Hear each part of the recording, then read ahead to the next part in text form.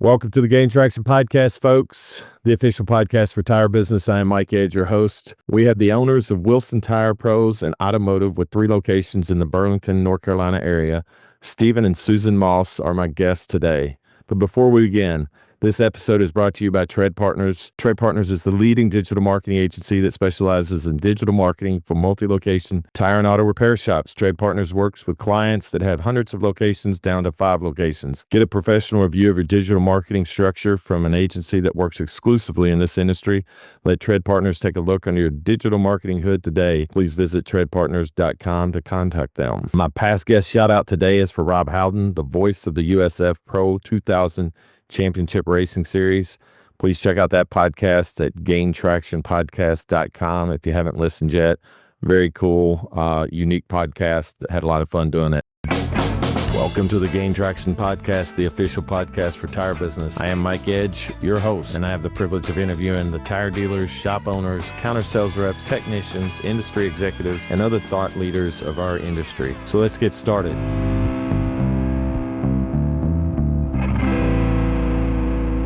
All right. So welcome to the podcast, Stephen and Susan. Thank you. Glad to be here. Thank you for having us. Yeah, I'm glad you guys, glad to be introduced to you, and I'm glad to be here with you. I think you guys have a pretty cool story. So which one of you guys want to start and tell me about how you guys got started in business? Probably either one of us can do it. I've been in a little bit longer, so I'll jump in. My dad was actually a brick mason and a commercial brick mason when he got home from Vietnam. And that's what his dad did, so my grandfather. And thank goodness for me, in 1984, he bought a tire store, or I guess I would be wearing work boots and slinging brick and mortar today. But he bought a tire store in 1984, and I used to ride the school bus there. Our original location, which was in Elon. And he kept that store through 2009, 25 years. When he retired, Susan and I decided to buy the business from him and my mom. And best thing that we did for them and us, I think. A little did we know that we would lose mom to cancer 5 years later. But it was, they got 5 years of great retirement, and we're able to enjoy and travel the world, a lot of places, see a lot of things. So definitely got one of our better decisions. We had the single location up until 2021. And right about that time, Susan had worked for her father in the hosiery mill. They owned a textile mill in Burlington, which produced socks, a lot of them for the U.S. military, for the Army, Cool. Navy, Marine Corps, and all. The standard issue. She can tell you more about that, but the standard issue boot sock for the military, her dad redesigned the specs for that in like 99 or 2000. So anyway, he sold that business 21 or 22, I guess. 21. And that allowed us, I knew when I had Susan's full attention and I had her on board 100%, that we could expand our business together. And we purchased our second location, April Fool's Day, April 1st of 2021. It's appropriate, right? Yeah, which was a business, had been in business since 1959. The name of it was Bull Tire and all, and they had previously been a Tire Pros dealer. A great guy, Stan Wyrick, and we bought the business from him. One of the best deals we ever did.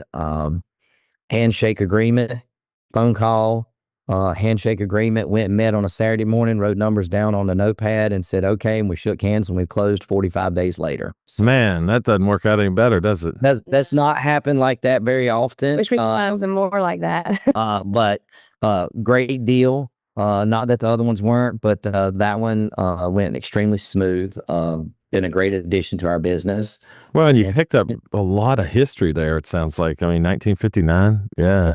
Yeah, we do. It was kind of tough. It had its speed bumps initially. The manager had been there. It was the only job he had ever had. He had worked there for 43 years. And they did not at the time have any computer point of sale system. They were still handwriting tickets. So It was challenging. needless to say, he quit the first day, and it was not bad thing. It was a little bit of a shock and a little bit of a hurdle. But he was very, very cordial about it. It was an agreement between both of us. I could tell it was stressing him out.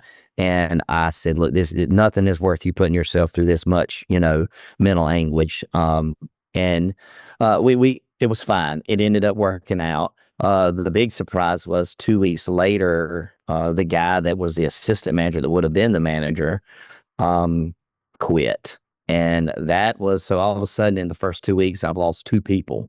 Key people. Very key people. Yeah. Initially, in those first 2 weeks, I think we were like, what have we done? Those first couple of months were a little rough. They were.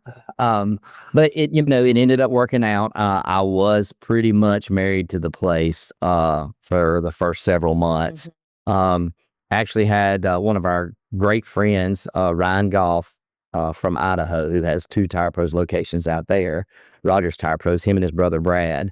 Ryan, when he found out that I lost 2 key people, he and his wife Andrea got on a plane and flew out here from Idaho and spent a week with me, working with us and working in the shop. So when you talk about, acquaintances and things in the industry, there are acquaintances and people you meet, and then there are best friends. And he and his wife Andrea fall into that category, because they literally stopped everything in their life and flew out here for a week and worked in that shop. He worked that counter with me solid for a week. And man, that is fantastic. And that does say that. Hear those stories all the time. That's why I think it's definitely worth telling. Those people don't come along in your life every day. No. We've known them for, I guess 12, 13 years now. We met them on a tire dealer's trip in Puerto Rico in 2011. Yeah, sure did. Well, you guys must have made a heck of an impression. We just hit it off, and they just became like our best friends that live literally across the country from us. We do. We travel out there once a year, and they usually at least once a year, and they usually travel here once a year. So it's been a great friendship. But we got through that time, which was tough. Found a manager. Actually found a manager from O'Reilly Auto Parts, a guy that I had dealt with that had been in the parts industry for about 20 years, and I nicknamed him the Parts Wizard 20 years ago, I guess, when I first started working with him. And he ended up coming to work for us as a manager at that location, and really, really got us through several years. And then in October of 22, gracious. In October of 22, we bought our 3rd location, which was in Mebane. And it was another great deal, very easy transaction. And just, been growing ever since, trying to do the things that everybody does, try to put in proper training methods in place and hire the right people, to further the business that we started with the standards and the process that helped us grow and made us the top shop in the area. So you're Tire Pros too, right? We are, yes. So how has that benefited, and how's that relationship been? It's been excellent. We joined Tire Pros the year after we bought the business. So it was like the first big decision we made. 2010. It really was. Back then we had a presentation with American Tire Distributors, with the Tire Pros people at the local distribution center. It was us, and I think there were at least one other tire dealer there. I think Keith and Lynn from Liberty Tire Pros, and maybe somebody else. I'm not sure. Maybe Terry Sturgeon. I can't remember. But anyway, they brought 2 or 3 of us in. We all got the presentation and we talked about it, and we did. We signed up. At the time, we were scared. We just didn't know. But it made sense for us on several levels. The monthly fee, the discounts and the advantages that we got through the program offset the cost immediately. And then the addition. What we really needed was like marketing support. So like at the time we were receiving co-op dollars, and we really weren't sure what to do with them. At the end of the year, they were saying, hey, you got $5,000 in co-op funds that you need to spend up before December 31st. We're like, what are we going to do with that? So the marketing support was crucial for me joining Tire Pros. That was the key point, was the marketing manager. And we had an excellent one right out of the gate, a gentleman named Casey Wall. And it's funny, our first meeting with him, he laid out all this stuff. We're going to do this. We're going to do this. We're going to do this. And I looked at him and said, you have lost your mind. None of that's going to work. You don't know what you're doing. That's it. He convinced me. He said, I'll tell you what, let's do it 6 months my way. And if it doesn't work, we'll do the last 6 months your way. I said, okay, fine. Well, thank goodness he was way smarter than I was. And his way worked great. We grew our business huge those first few years. Yeah. And with, as with any business, growth is exciting and it's fun, but you do hit a plateau where you grow to a point where the footprint is just not big enough. You need more bays. You need, technicians, which means you need more space to put them. So Tire Pros was a very integral part of us growing our business at that time. And even with the one location, it took us 5 years to triple the business. I think 4 to 5 years, and we actually tripled the business in gross sales and unit volume from what it was when we took over. That's fantastic, though. Even in that time frame, I mean, you said it like it was a negative, though. I think that's phenomenal. Yeah, no. I mean, yeah, it was that. Yeah, it was a lot of work. A lot of sweat equity in that, in making it happen.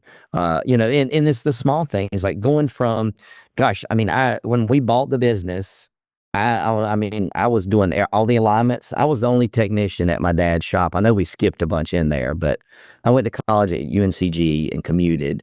And when I graduated in '97, my dad's main mechanic quit and opened up a shop across town. And so I graduated and I had all these job offers to the college, and my dad said, well, here, you're gonna be the technician at least for this summer. And so thank goodness I did that, and I never stepped away from it. But from '97 till probably 2010 or 11, I was the only technician at the shop. And mind you, I never took an automotive course in school, ever. I never went to any type of automotive training. I just learned from the farm and my dad, and we did drag race I drove from 1989 to 2015, and so was very mechanical and worked on stuff all the time. But it's a funny story. I like I said, I never had any formal training. Now I had books and things that I read, but in 2005 we went to a Napa Expo in Vegas. Mm-hmm. And I got to reading about a month before, and I was like, they got ASE testing. I want to do that. So I signed up for, all they would let you take was 4 tests at one time. So I signed up for 4 tests, having no idea what I was getting into. And I had some buddies in the industry that worked for dealerships and stuff like that. So I called them and I was like, hey, I'm going to take 4 ASE tests. These are the 4 that I picked. And it was like, I think it was brakes, steering and suspension, engine, I forget what they call it. Drivetrain was one, and maybe engine performance. And they're like, oh, have you been studying? Have you got the books? And I was like, oh my God, I didn't even know there was books. I just thought there was like a knowledge test. And so long and the short of it, we go out there, and I'll never forget the technician who was on stage that day with Napa as the technician of the year, getting his award. And we get into the testing center, and he was doing 4 retests. So the retests are half the questions. Okay. And I'm certainly not the smartest guy in the world, but I have always been really good at taking tests. Oh, that's great. That's great to have that ability. Yeah. So we sit in this testing room, and I've got my 4, tests, which are, I can't remember, 50 or 100, whatever it was. And I sit down, and 2 hours in, I'm done with all 4 of my tests. And I'm kind of glancing over here at the guy next to me, who's the technician of the year. And he's just finishing his 2nd retest. And I'm thinking, oh boy, I'm screwed. I know I've blown this thing. So I'm like, well, I went back over a few of them and looked at some things. And finally I was like, you know what? It is what it is. So yeah. You're thinking at first probably that I missed a page or 2 in here. Something. I was like, yeah, what in the world? But turned them in and passed all of them. Really, congratulations. And so, yeah. And so I tell people all the time that being able to take tests, having that skill really is an advantage, because I've known great technicians that stress so much over taking a test like that. Yeah. That they end up psyching themselves out and they fail miserably, knowing that they have the knowledge to to do it. I knew a lot of smart kids that just were terrible at those, like the ACT type stuff, everything. Extremely smart, just didn't like. They could not take those tests. Yeah, they just weren't geared for them. Oh, they froze up, whatever you want to call it. Yeah. Right. So I said all that to say that I was the only technician there for all those years. And one of the hardest parts of becoming the business owner was because the first several, or even most of the first year, Susan was working for her dad at the hosiery mill 4 or 5 days a week. I was doing both. Doing the books for the tires. And we have 3 children. We have 3 sons. Yeah, we forgot to Yeah. think about that. That's just a little part of there. In there. Yeah. Yeah, no, the time our sons were, gosh, we bought the business in 2009. So we had a 7-year-old, a 5-year-old, and a 2-year-old. 2-year-old. Yeah. Mm-hmm. Yeah. So I will. Y'all weren't busy. I was hectic raising our kids and working for my dad, and I was already doing some of the accounting and the bookkeeping for the shop. So yeah, so we were. I look back on those days and think I'm not sure how we made it through. But go ahead. Sorry. And those days were tough. I was there way early in the morning, and I was doors every day. Keyed the door every day. I was writing up every ticket, answering every phone call, still doing the alignments, running back and forth from the front counter. In our first week, I'll never forget it. We were open the way the week fell. We were open 3 days, and we did $12,000 in total sales. And I remember coming home, making that deposit at the end of that week and saying, in 3 days, I was like, it was gross sales, but still, I remember looking at Susan and saying, we're going to make this work. We can do this, and so excited. But to transition from that to actually being a business owner and letting go of thinking I had to touch every car. Yep. And not be the technician guy and stop being the guy that when people came in, I want him to fix my car. Yeah. I had done that for so long, and that shop had been my life. Well, you took a lot of pride in it too. Yeah. It's your baby. Our clients watched me grow up. A lot of them felt like family. And so that was a really tough move. But at the same time, it was the only move that led to actually being able to grow the business and turn it into something like it is today. Yeah. And certainly the only move that led to being able to expand and to have multiple shops. If we had not done that, I would probably still be wearing a work uniform every day, putting my boots on and busting the knuckles in the garage, which I love to do. But the great thing is you really got that hardcore experience to know, what every part of the shop runs like. I mean, and not just a little bit. You were in it. I mean, neck deep, dude. I mean, you were there. I was fully immersed, and I tell people all the time, my biggest asset in the running my business is I can do every job in the shop. Yeah, right there, and I have done them. And then I say, and my worst asset is I can do every job in the shop, and I have done them because it's hard for me when you're growing and when you do that. Part of the growing pains is you have to let people learn, and that's what I was wondering. Yeah, I want to keep them from making the mistakes that I made, and you can try and you can do your best, and I want to do, I want to mentor them and do all that, and you try, but at the same time, there are just some things that they have to learn on their own. And at the same note, there are some inefficiencies or some processes in the shop that you don't realize need working on until they fail. So you have to let that process happen, which hurts. It does hurt. It's not good. Sometimes it costs a lot of money. And it's also a parallel to raising kids. I mean, you got to let your kids make those same mistakes sometimes. You sit there and you scratch your head going, damn, boy, I just wish you'd learn from me. Oh, yeah. Do you see these scars? These scars are for a year. I'm hoping that you don't have to wear them. Yeah. Well, it's funny because my dad passed away quite a few years ago, but I've had my own kids now and everything. And so, I mean, I'll sit there and look up sometime and go, first of all, I owe you an apology. And second of all, thank you. You were right, right about a lot of things, right? But it's amazing how ignorant our fathers are from the time we're 15 to 22. And how brilliant they become after that. Oh, yeah. And even more brilliant when you have kids. That's it. My dad, he used to tell me, all this stuff. Oh, I'd get so mad about something, or we didn't argue a lot, but we worked together every day at the shop, and then we raced together. So we were like best friends as much as we were father and son. And it's funny, but I used to hear him say that. He said, "Keep on. By the time you're 25, I'm gonna be the smartest man you ever met." He sure was right. My dad said the same thing, and man, he did get smarter the older I got. Yeah, absolutely. We're starting to get into that phase of life because our oldest son is now 23.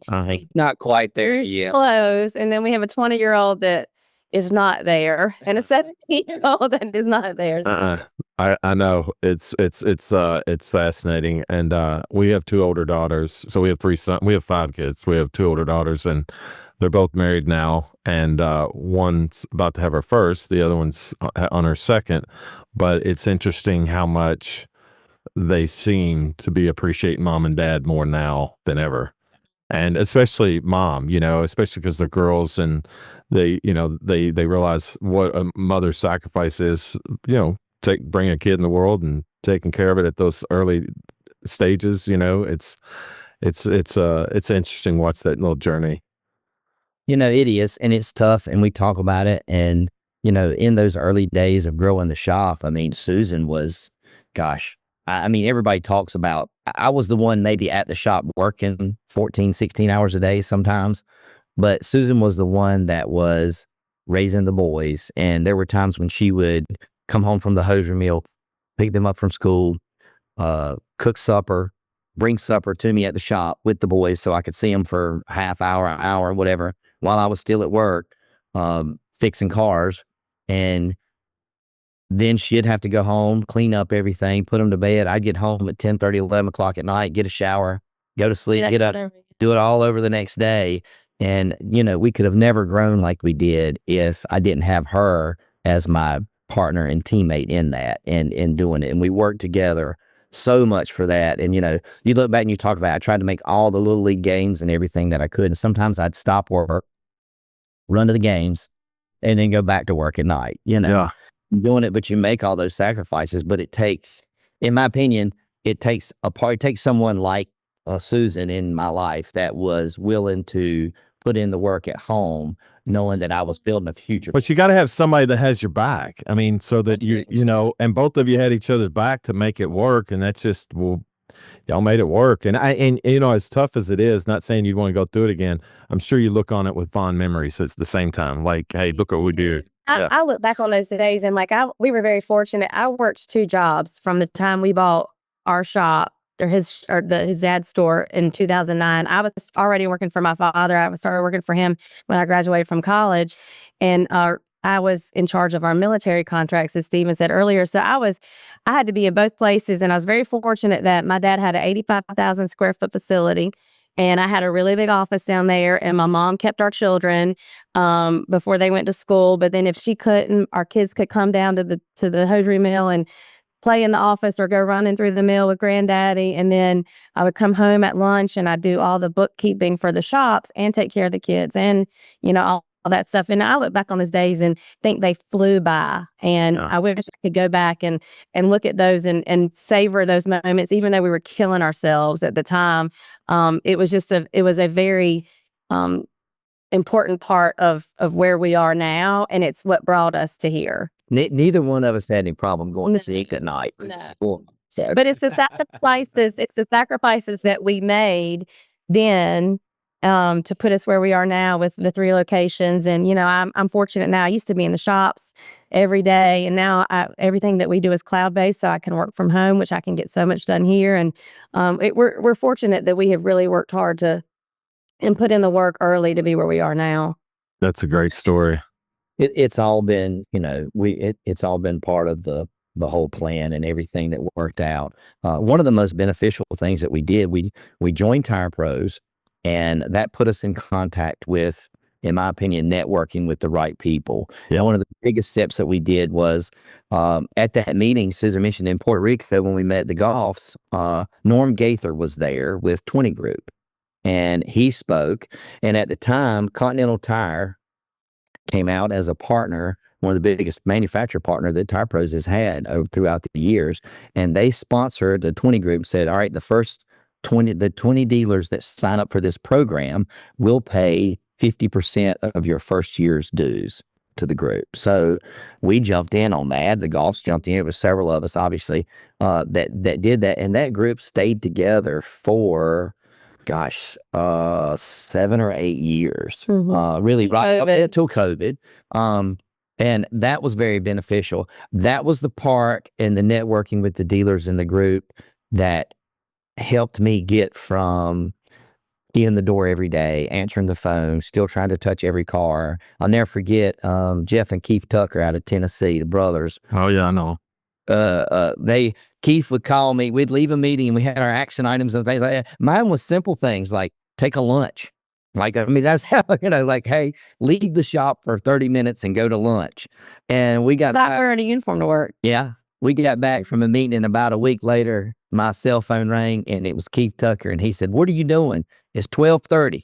I said, "Well, I'm doing this." He said, "Stop and get in your truck and go eat lunch." Little things like that, just seem meaningless. But at the same time, gosh, those guys really helped me and pushed me and encouraged me to do that. And it really made a difference. That's when 20 Group helped us like with figuring out how to manage our business by the numbers. Like that was things like if you don't know what you don't know, right? So like we both have college degrees, which here, I learned a few things there, but you learn so much more outside of Totally. Yeah. And I valued that experience, but still, like you learn just a little bit there. And so the 20 Group taught us how to manage our business by the numbers and keep up with like our gross profit to payroll and like the numbers, the measurements, the KPIs that we needed to manage our business and be operating at a net profit that we were wanting to be operating at. And it also taught us to work on our business and not in our business. Like it helped us. That was it helped. Yeah, it helped us learn to trust our employees. That we've hired good people, we pay them fairly, and we treat them well, and to trust them and teach them first of all, but then trust them to do their jobs. And that's what 20 Group was so good for us in that. Well, there were several members in that group it was a great mix of single store owners to multi-store owners. And that's very beneficial for someone like us that was trying to transition from that. And we tell people this all the time, and I still think it holds true. That jump from 1 to 2 is the biggest hurdle you'll have. Yeah. 2 to 3 was not near as hard. But that jump from the single location to that second store and being a multi-location. We talked to a good friend of ours, Josh Bachman, who is growing like crazy. I mean, I think he's up to 15 stores now. I think it's 17. And, we talked to him and we have that same conversation. And he said, "You're exactly right." He said, "I remember." And that's the scariest part. And then it does get easier. And then that once you get above 2 stores, you have a systems and process place that are working, and you still work on them all the time. Yeah. But very, very beneficial. Same conversation with Mark Pons. They've done a great job near us, and he's been a great asset for us to lean on about stuff. Yeah. But really, really, the networking side of that and the Tire Pros and 20 Group were very beneficial at that time. The council structure within Tire Pros.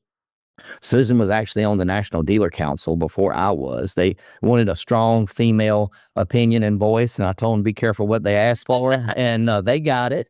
And then after she was on the council, I was on the regional councils and then rolled up to the National Council and became chair of the National Dealer Council in 2018. But sort of by default, right after the Bridgestone Firestone deal, Tire Hub and all with ATD when they pulled out. And that was a tough time for Tire Pros and ATD, obviously. My predecessor as chair was one of the smartest men I met in a long time, named Perry Leonard out of Texas. And he was chair and I was his co-chair. And when he rolled off, I took that position, and supposed to be like a 1-year deal. At the time, there was so much going on. It turned into more like 4 years. And it was great. It was great. I enjoyed my time there. My time there was, through 3 different presidents of Tire Pros: Dan Brown, Lon Blair, and Greg Bell. And Greg Bale. I'm sorry. The current president. Yeah, Greg Bale. And Greg was our region president with ATD for years. So he and I had a great relationship, and that continued through that whole process. Ironically, I rolled off in 22, and Susan just rolled on last month as chair of the. I rolled on the NDC. Actually, I got voted on right after you came up. So I was on the NDC I came on in 22, and then just recently they voted me in as chair of the National Dealer Council for Tire Pros. So I'm the first female chair of the NDC for Tire Pros. Well, congratulations. You. That's awesome.